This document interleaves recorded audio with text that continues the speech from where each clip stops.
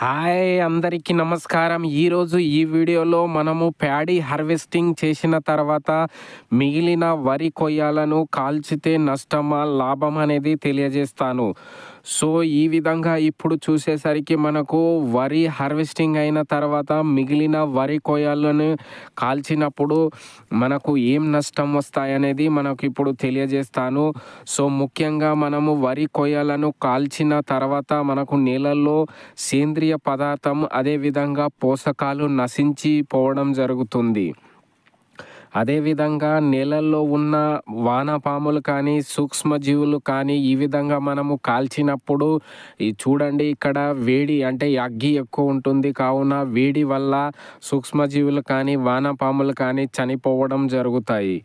అదేవిధంగా ఈ విధంగా వరి కొయ్యల్ని కాల్చడం వల్ల మనకు పొగల వల్ల వాయు కాలుష్యం పెరిగి అదేవిధంగా కార్బన్ ఉద్గారాలు వాతావరణంలో మార్పుని దారితీస్తాయి అన్నమాట. అదేవిధంగా మనము కాల్చిన తర్వాత భూమి అనేది గట్టిపడి అదేవిధంగా నీరు నిల్వ సామర్థ్యం అనేది తగ్గిపోతుంది. ఆ విధంగా తగ్గిపోవడం వల్ల తర్వాత పంట సరిగా దిగుబడి రాదు. అదేవిధంగా ముఖ్యంగా చూసుకున్నట్లయితే క్రమక్రమంగా ఇలా చేయడం వల్ల మన భూమి అనేది మొత్తం చౌడు రూపంలో మారిపోవడం జరుగుతుంది. అదేవిధంగా వరి కొయ్యలను మనము హార్వెస్టింగ్ చేసిన తర్వాత అలాగే ఉంచితే లాభం ఏమిటి అనేది కూడా ఇప్పుడు తెలియజేస్తాను. సో అదేవిధంగా మనము వరి పంటని హార్వెస్టింగ్ అయిన తర్వాత కొయ్యలను అలాగే ఉంచితో చాలా లాభాలు ఉంటాయి. కోత తర్వాత వరి కొయ్యలను కాల్చకుండా పొలంలో అలా ఉంచినట్లయితే ఆ తర్వాత స్ట్రా చోపర్స్ కానీ తర్వాత షెడర్ యంత్రంతో చిన్న చిన్న ముక్కలు చేసుకోవాలి. అలా చేసిన తర్వాత 20 రోజుల లోపలే మనకు 2 సార్లు దమ్ము చేసుకోవాలి.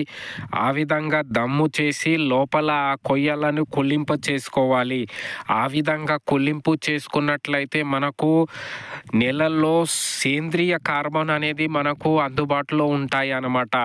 ఈ వరి కొయ్యలను మనము కాల్చకుండా ఇలాగే భూమి లోపల కలియదునుకొని కుళ్ళింప చేసుకున్నట్లయితే మనకు సేంద్రియ కార్బన్ అనేది అందుబాటులో ఉంటుంది భూమిలో. దాని తర్వాత మనము రాబోయే పంట వేసినప్పుడు పంటలకు సేంద్రియ కార్బనం అనేది మనకు అందుబాటులో ఉంటుంది.